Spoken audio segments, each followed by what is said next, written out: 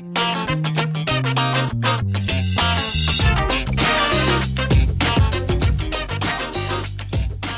everybody, Stephen Key here. And today I want to talk about how do you protect your ideas when you're submitting them to companies and you only have a provisional patent application. Because I know a lot of you are worried. You've heard me talk about this. That's all you need is a PPA, file it, put the sell sheet together, make your list of companies, and send it off and start talking to these guys. Well, there is some fear. I understand that, but don't be fearful. I want you to do these 4 things. Okay, here's my 4 tips. Number 1, realize this. There has to be a little trust here. And this is not absolutely 100% protection proof, right? So don't overthink it, but do these 4 steps. Number 1, the first step of what I want you to do is whoever you're working with, make sure they like us. Make sure they're open to open innovation. If they say if you have to have a patent, or there's one of these big mega companies, find a smaller company that embraces us, as smaller guys. I always recommend going to the smaller players. So number 1, make sure that they love us. Number 2, here, let me get my notes out here. Number 2, write a well-written provisional patent application. That's right. It's got to be done right.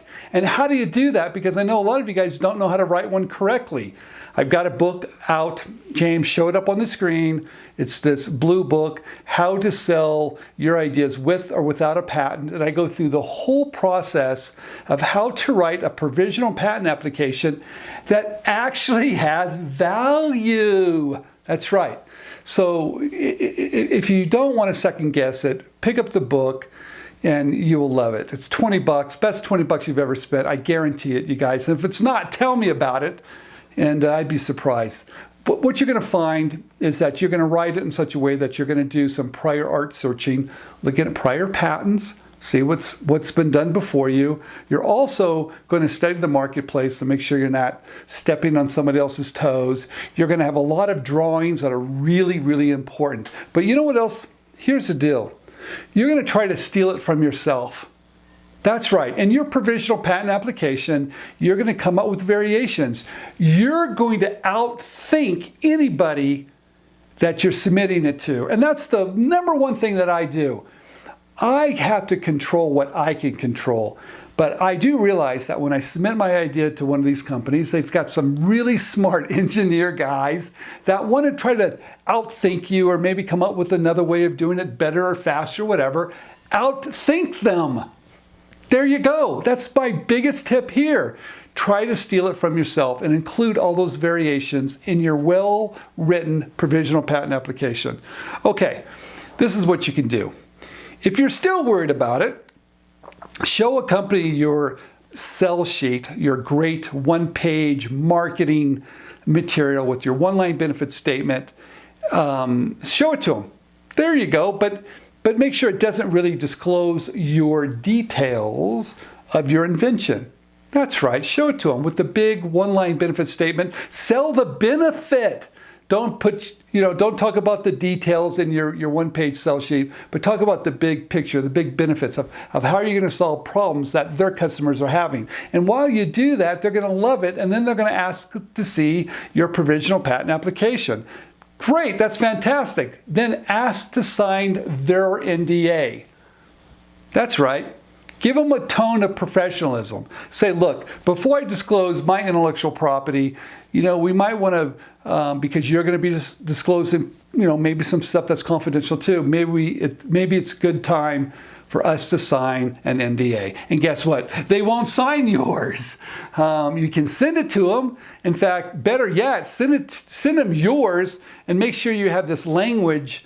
And you can find this on the internet or get a patent attorney to supply this NDA with this language saying you can't work around it. There's no reverse engineering, right? Say, you're not allowed to do that. Now, guess what? They're not going to sign that. They might, and you can put it in there to see, but that's one thing you can do if you're super nervous about this. But here's the big one, you guys. Here's the number 1 big one. And trust me, they won't try to think to get around you, to design around you, because I don't think companies actually will steal ideas. I just don't. But they might design around you. So here's the last one, and here's the big one. Do this. Show your idea to one of their big customers. That's right. Find some end user, some big customer. Could be a retailer. Who knows what it is? But find something or someone or some company that just says, we want this. Right? And tell them that you have one of their customers. Hey, I've got Walmart. They saw my idea. They absolutely love it. I know you supply Walmart. They want it. So here, come together and make this darn thing. What you've done is that you kind of put them on notice a little bit that, hey, one of their customers want it. And by that, you're bringing that customer to the table. It's going to help you pull it through. And they're not going to do anything funny once you bring their customer and their customer knows you showed it to them. It stops them dead in their tracks every time, you guys. It makes them so-called honest. So those are all the tips. But here's the last one. Whatever you do, right, make sure it's a good paper trail. There you go. I said it. Every call you ever have, make sure you put down next steps. Make sure you put in there, what are you going to do? What am I going to do?